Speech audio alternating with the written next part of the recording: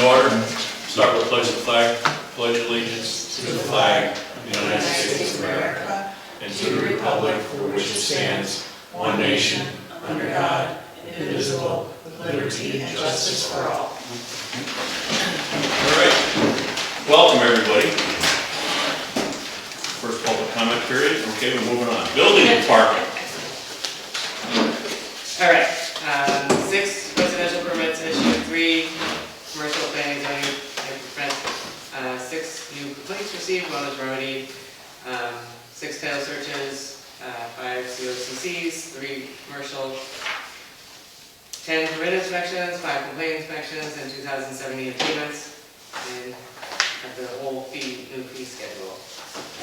I asked Erin, you've had an opportunity, I mean, we sent it out. Yep. She's going to do an overview of it because she's going to be headed out of here shortly.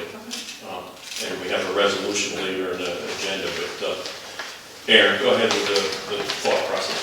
So basically, I met with the town chat also to kind of get on the same page. Everybody else seems to be bumping theirs up from $4 per thousand to $6 and even higher. And then the town chat, not so much is going to cap it, but they, after you reach like 5 million, then it starts to go down because they have a lot of multi-million-dollar houses. Whereas I thought to cap it at 20,000, especially because the Shaker Museum would have been looking at $76,000 for the building permit. Crazy, wow. So for a nonprofit to have to do that, and we're not going to have any multi-million-dollar houses going up in the village here that I can foresee in the near future. So, and that just everything across the board, accessory structures, residential, non-residential, and separated them out as like demolition, I'll include the violations on here. Those were listed on the report. Up the title searches, especially for commercial, because there's a lot of commercial title searches that come in, and they're often a lot more work than the houses. Included operating permits by day, week, month, year. Up the planning board fees a little bit, and that's about it. So can I ask a question? Mm-hmm. So this is just a permit, like I saw the mobile food truck. Yeah. So that's just for them to have a permit, but are you telling me it only costs $250 a year for them to have a food truck here? Is this different than what we talked about before? Well, I just put the operating permits for all. I mean, the food trucks have to go by the code, which I don't think they could get a permit for the year. Okay. That's just like a broad to include like assemblies and tents and stuff like that. But yeah, the mobile food trucks essentially would have to go by the code. Okay. Okay. Yeah. Okay, great. Just wanted to check that. Yeah. Thanks, Aaron. Yep. Anybody got any other questions? Erin's done a lot of work, and this is in her field, and obviously touching base with the different towns. And I think what brought it to the forefront is obviously the Shakers of over $70,000 in a nonprofit that hopefully going forward, we'll talk a little bit about that later, but going forward it's going to generate a lot of revenue for the community. Can I ask Sure. So when somebody, a residential person, gets a building permit, is that for a certain amount of time? Yeah, it's permits are only good for a year. So then, like, if you see some houses that are around, they just put it on hold or whatever, do they have to keep coming back even though not like Yes. they're not building? Yeah. And people do that? They don't often come on their own, but like you go through like expired permits and send them a notice. I Like was either wondering how that works. either you need to close it out or renew it. And the renewal fee is on there. It's half of the original permit fee. So. Okay, so when you say close it out though, when it's finished building it or just stop working? No, usually close out means I go into the final inspection and issue the CO or CC, whatever it is. So it's ongoing, they're constantly paying. Yeah, if it's still open, they would keep. But for how many times can they do that? I don't think there's really a limit on them, but I mean most people don't keep it open for. So Erin's got them on a calendar, so say you did it last November, she sees on her calendar, she'll reach out to you and say you gotta renew your permit before October. Yeah. And if they don't, sometimes people just drop off. Yeah, but sometimes people just drop off, and if they don't respond after a certain amount of time, then I close it, and send it to the assessor so they get the full assessment on whatever work wasn't done. So, and then they might respond because they do the work. Yeah. Like, well, you should have responded, so. Oh, so like this house that just, we were just talking about the market, it seemed like it was under construction for so long, they just kept coming back. The ones on Austin Street, High Street, High Street, that was only 2 years, actually. but he came back twice, I guess? Yeah. Oh, okay, just wondered how it worked, thanks. Sure. Anything else for Aaron? Okay, hearing none, Aaron, if you gotta go. Okay. We'll do the resolution later. Thank you. Chief Alessi, thanks, Aaron. Yeah, thank you. Star Chatham Fair was last week. I'd like to thank the Chatham Fire Department for the use of 5873 for moving the barriers around. It was very helpful, and I know we caused a little bit of pain for them because we had to move so many trailers this year. Then also thank you to Winding Brook for use of 2 golf carts for the week as well. Next week we have our 2025 assessment for accreditation. That's 3 days long. There'll be people here from the state those 3 days going through the department paperwork and stuff like that for our accreditation assessment. I'd like to recognize both Sergeant Myers and Officer Gardner for their actions on August 8th. They were involved in a cardiac emergency along with EMS, and we received word that the patient that they treated has made a recovery and is home from the hospital. So both of them are getting commendations for that, letters in their file, and so on.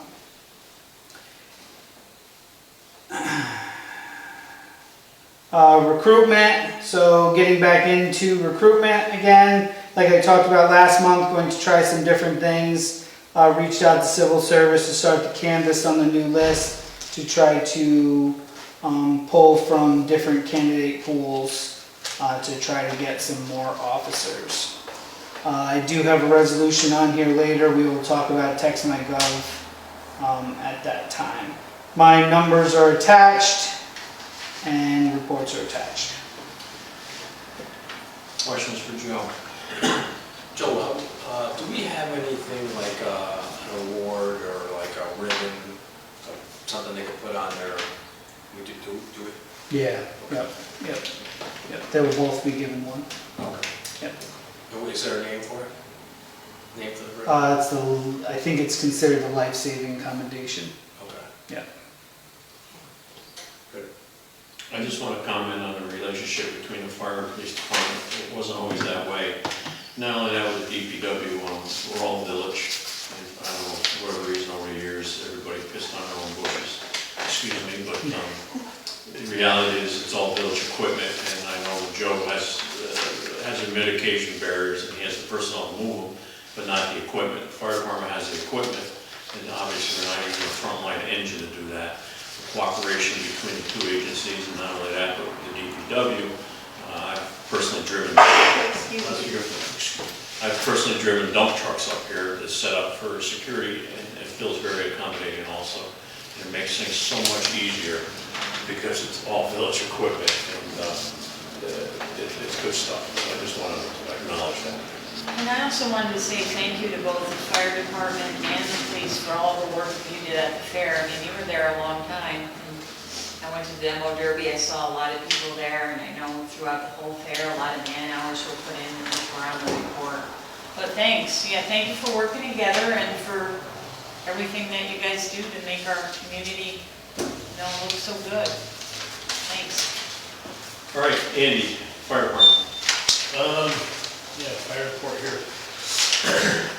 We had 17 alarms for a month, 1 structure fire, 4 alarm activations, 4 car accidents, 2 CO alarms.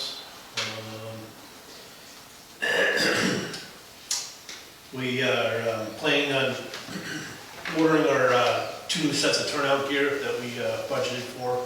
Those will be measured and ordered shortly, 2 new sets of gear. These are the turnout gear that we wear. Doing our truck checks, a few weeks ago, we noticed one of our sets of Hearst hydraulic rescue tools, which is the older set, is out of service. We're going to start looking at getting prices on new ones, our new setup. The preliminary estimate is $14,800. I think Eric's working with Chatham Police at potential grants available. That Hearst tool set, I think, dates back to the late 80s. Next week, engine 2.2 will be going out of service for about 10 days to get some work done to it. It'll be going to Garrison's. And Eric recorded that during the fair, volunteers put in 435 man hours combined. That's just in the fair booth. On top of that, another 150 hours combined for all the members over there were put into the fair track events. During the fair, there was 2 emergency calls, 1 car fire and 1 electrical fire. And there was 3 calls off the fairgrounds as well. Next week, or this coming weekend, about 10 members will be attending Old Forge training school. That's students 12 to 14. And so we'll be a little late around here. Sorry, guys. That's it. Any questions for Andy? Hearing none, thank you. DPW, I don't think we have a report from Phil. Phil couldn't be here tonight. He's in Gallatin at a meeting for the highway supervisor and superintendents. A couple things that have taken place recently. We've been kind of looking for a number of years to clean the garage out back. With Joe's help, we have these 2 new trailers with mitigation barriers at $250,000. Really like to put them somewhere come winter time. This garage out here has basically been just throw it in there, pull the door down, and don't look any further. And Desiree and Sam, we have some stuff in the map room in the basement that needs to be cleaned out. So it was a cooperative effort. He had a dumpster brought in on Friday. They all worked their butts off. Joe was out there. Des and Sam stopped out there. They spent the day out there. They really worked their butts off. Filled that dumpster. We got some items out of the map room. We have some issues down there that we have to look at regarding mold and water infiltration. It's been years going. But long story short, they came in, they cleaned it all up in a day. It looks fabulous. I mean, the stuff that's been back there for years. I thought Sam thought he was at an antique show back there. found globes and stuff. Said, no, put it down, Sam. You can't, you know. But long story short, again, another cooperative effort of working with everybody to get that done. In the meantime, I talked to Phil. Part of the condition study of this building a number of years ago was the steps, but one of them being water infiltration around the foundation. And the last grant we applied for, we didn't get, but it was an astronomical fee to have that done. Phil thinks he could do it in-house for, what do we figure, Sam, about a 10th of what they were, and he's going to work up some numbers. We'll put it in the budget next spring, but to excavate around the foundation, waterproof it, put drainage in, and then we can mitigate the issues in the basement, which makes it a safer place for our employees to be. So we're going to be working on that, and Phil's willing to take that on. As a matter of fact, I'll start it next week. It's like, stop. You know, anything you ask me to do, it's like, I'll do it next week. It's like, we do budget the money for it. So that's a work in progress. And a little bit later in the agenda, we're going to have somebody from Lovella's here, and we'll explain it later, but we're going to have a special meeting probably next week. We'll talk a little bit more in depth in a few minutes on that. We did have an employee that we terminated recently. He was part-time the idea that we'd eventually put him on full-time. He was relieved of his duties, and at that particular time, Phil thought, let's just pump the brakes. We don't need anybody right away. However, we've had a young individual came forward that Phil thinks is a rock star. Phil interviewed him. He says, you can interview him if you want. He says, this guy's great. He's willing to start on the 25th. He says he's friends with everybody down there. And again, there's going to be a resolution. We can talk more about that in a minute. But I want to rely on Phil as the department head for his recommendations and not try to go around them or anything. So we can talk more about that. So that's kind of what I got. I don't know whether Ralph, Karen, anybody's got anything else regarding DPW, but we're going to be getting into the leaf season in the next 3 weeks, and then it doesn't stop till the 1st of December generally. So That's just yet another example of saving money for the village, that they step up. I mean, I know all of you guys do that all the time. That's so old school and it doesn't happen anymore. no, it's not recognized. And I need to do a better job with it. It's a shame on me, put lunch on, but I keep saying that, it's like something else happens. But really, we get to the holiday season, maybe we'll just go to the firehouse someday, we'll all have a holiday lunch. And I don't mind doing it on my dime, and with fire, police, and DPW, and, just let her hear now. All that back. For those of you that have. All right, I need a motion to approve the minutes of August 11th. Motion. And a second. Second. All in favor? John, Karen, give it up. sorry, we were a little bit too optimistic. We thought we'd get the September 4th minutes. They are not provided. So you don't want me to bring that up? No, skip over. Okay. Need a motion to approve the budget to actions for August of 2025. Motion? Motion. Second. Second. All in favor? Aye. Resolution 139, to authorize the treasurer to issue an overpayment refund check to Peter Wallen in the amount of $214.76 due to overestimated overbilling usage at 41 Railroad Avenue, which is a vacant auto shop. Can I get a motion? Motion. In a second. Second. Are we're estimating that because of the broken meter, or? Yeah, we overestimated a long time ago, and at the rate it's now, it takes years and years and years. I think it's actually, is there even usage at all right now? Very little, like Like 10. 2 cubic feet a quarter. And the building's locked, so the guys can't get in They can't there, get so in.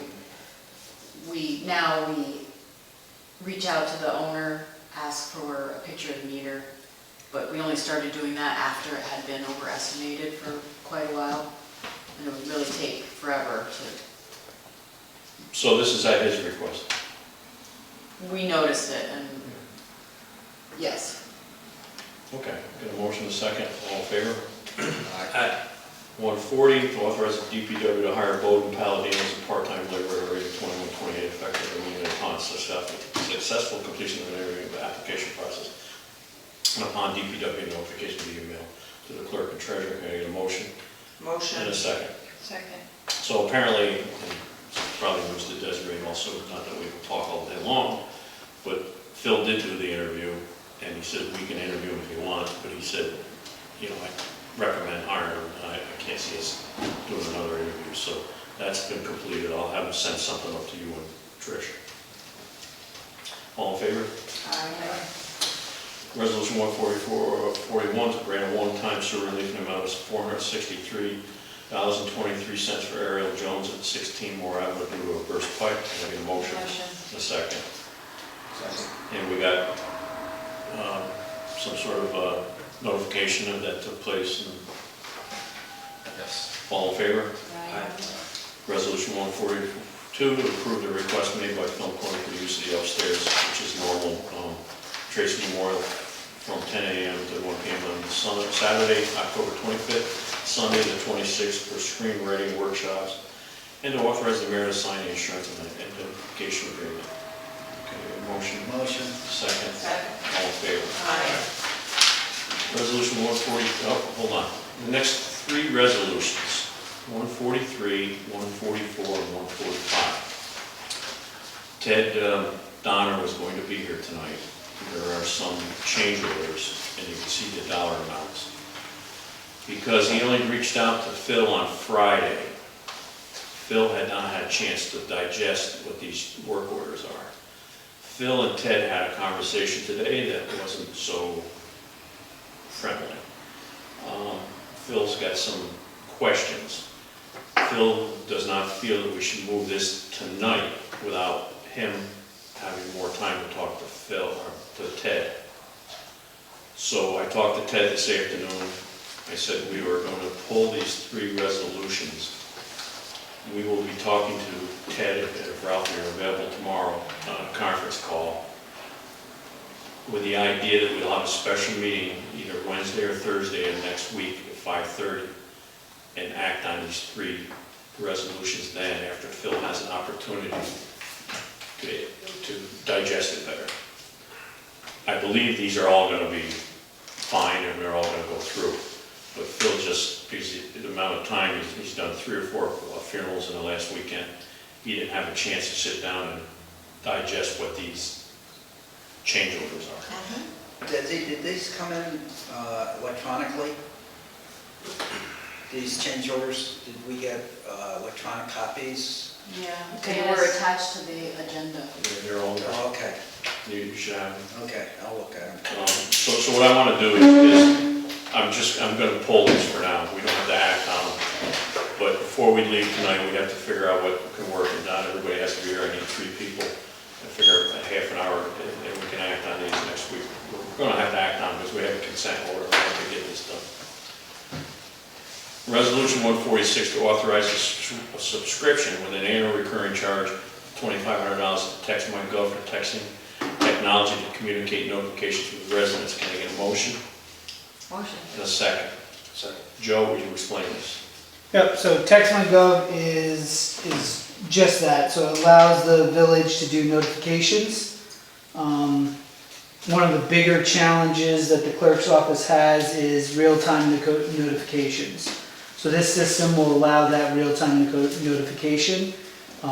We can break it up into groups, so we can have a Ghent Water District, Village Water District, Village Sewer, Village Residents, anything else we can come up with, and text that specific group. So when there's a water main break in the lower part of the Ghent District, we don't need to find the Dairy Queen manager, the Bartlett House manager. Desiree can go in, click on that Ghent group, and text it. They can sign up as many members as they want.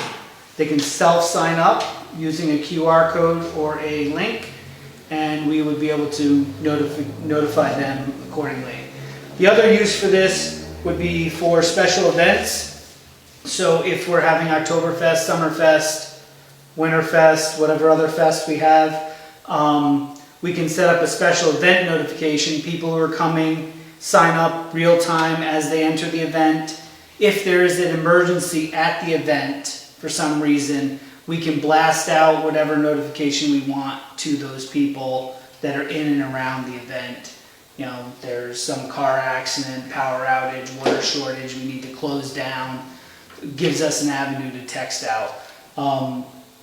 Where I saw this was the state fair, not using TextMyGov, but the state fair this year did that exactly that. When you arrived at the state fair, they had a QR code you can sign up, and any type of notifications they were sending out real time at the state fair.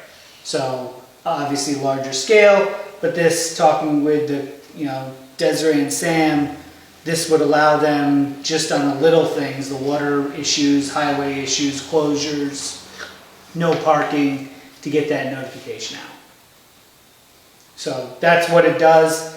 They also provide us with a sign up so that we can put it on our website. People can self-sign up.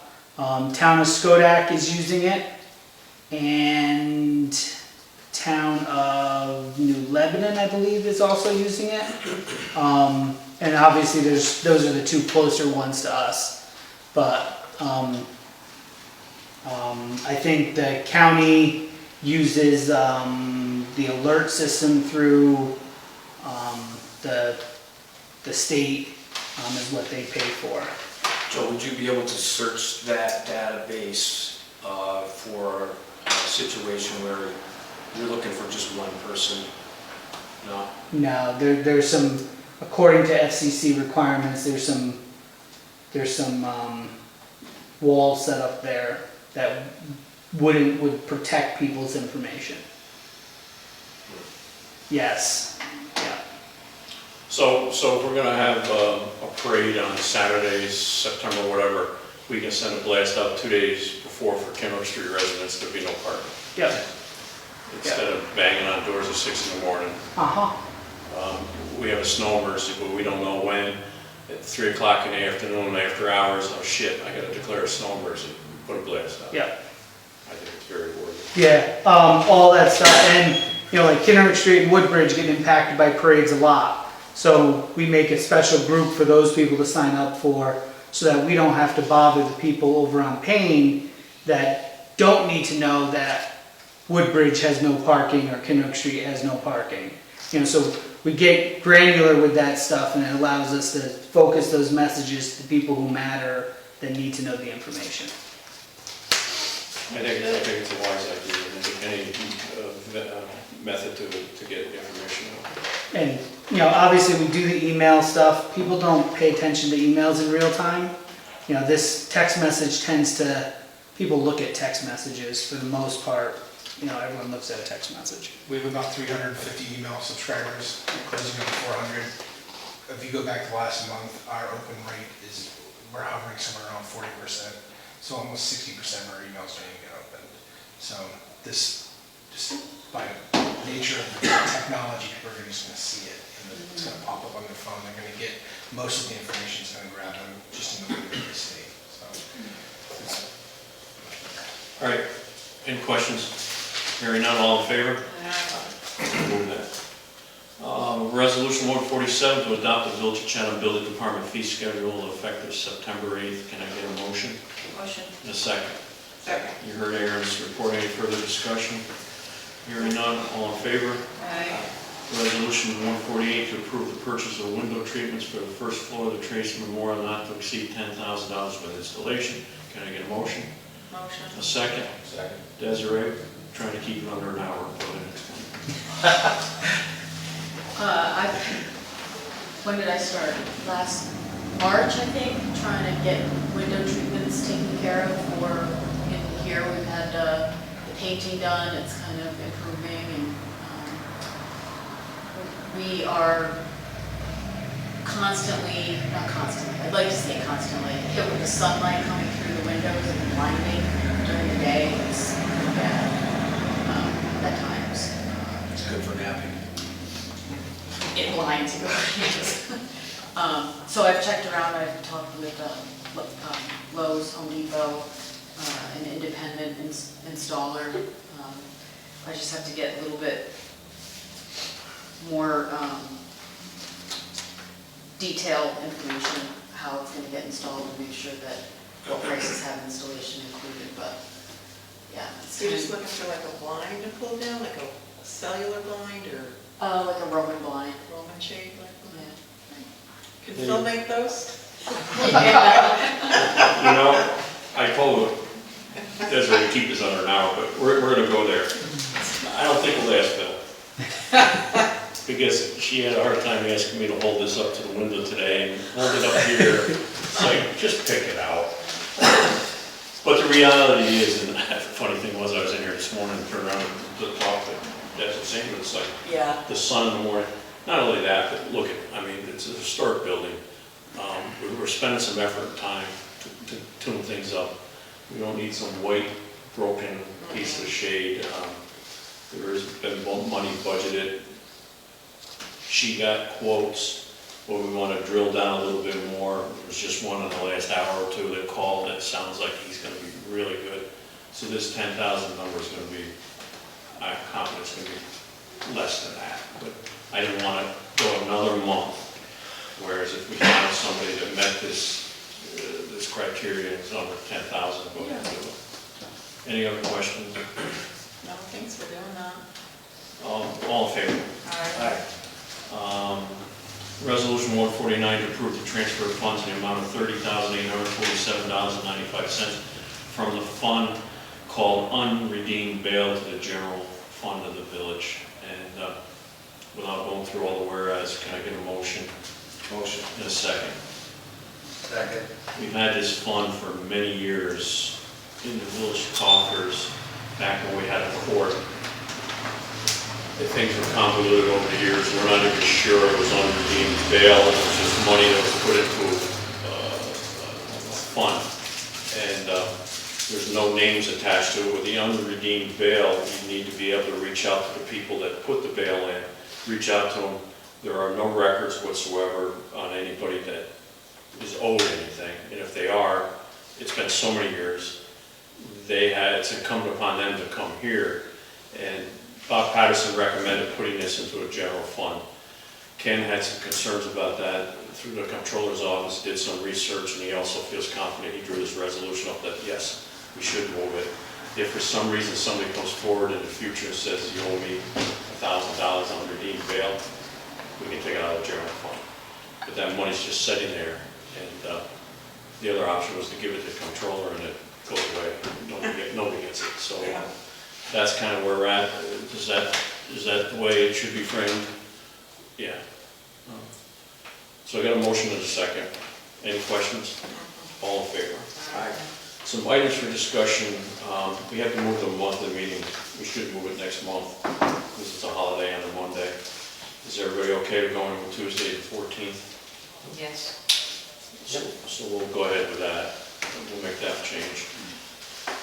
We had Labella's come in. The fire escape needs to be inspected, I think, every 4 or 5 years. It hasn't been done in forever. And we needed a certified structural engineer to come in and do the inspection. Labella's came in. We have a full report if you want to see it. They did a complete workup, photographs, long story short. They felt that it needed to be, couldn't even really be repaired, it needed to be replaced. It wasn't in imminent danger of failure, but they recommended replacing it. Out of that came a discussion with Aaron and code enforcement, is what's required for a public space for egress, access and egress. We reached out to LaBelle again. They sent one of their code people down and did an assessment. Desiree was there. Was Aaron there that day? She was. Aaron and Desiree went up. Joan from courts went with the individual and measured the place, came back with a report.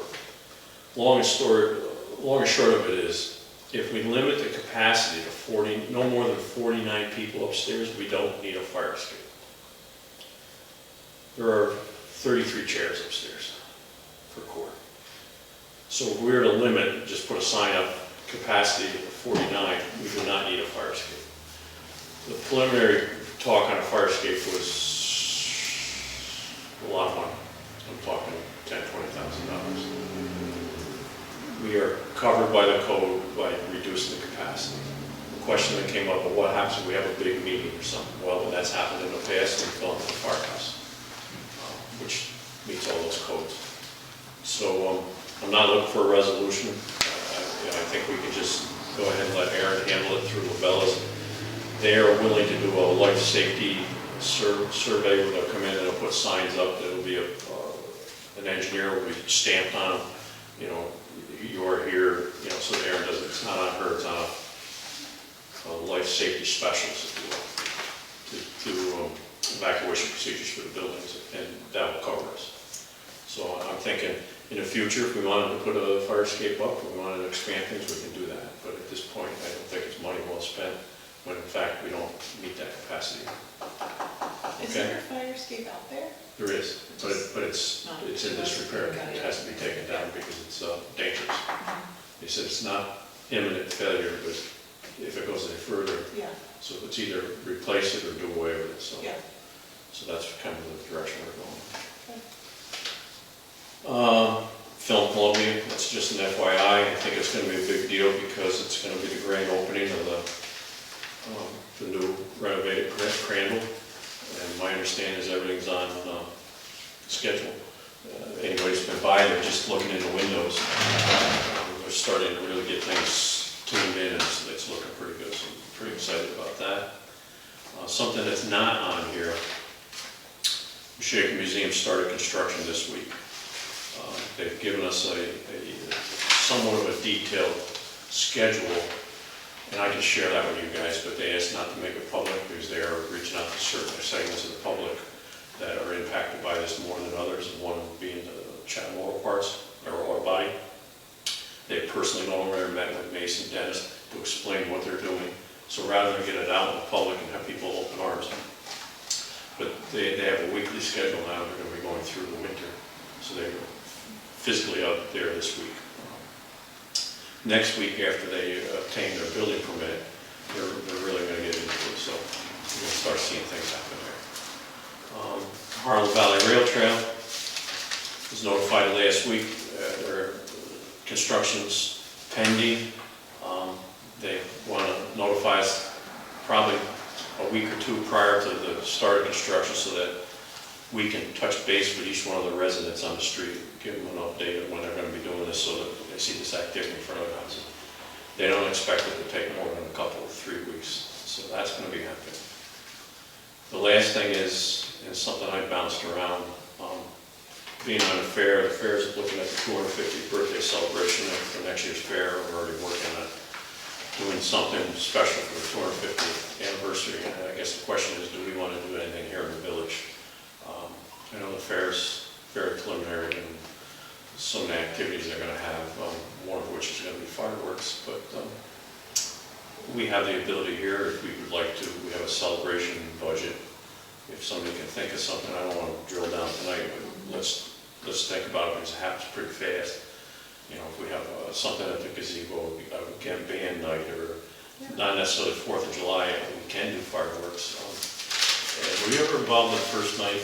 Well, you were involved in that. Yeah, early on, yeah, it was fun. And they did fireworks for a while there, and I think they did them at the reservoir, if I remember right. So that late at night, they're way up the hill, and it went over the whole community. You know, something, you know, we're getting prices on fireworks for the fair. It's something that's, I'm just throwing out there. I think we should involve like the whole community, maybe get CABA involved Right. and do something and really make it special. So maybe what we'll do is we'll start penciling some ideas in, and the next CABA breakfast, which they generally do on a monthly basis, I'll say, look, we'd like to work together and see if we can't. Yeah, and I don't mind helping you more too, if you need more help. And I think it's just something nice that, you give back to them. It's a big deal, you know, a lot of people only know Chatham because of the fairgrounds, you know?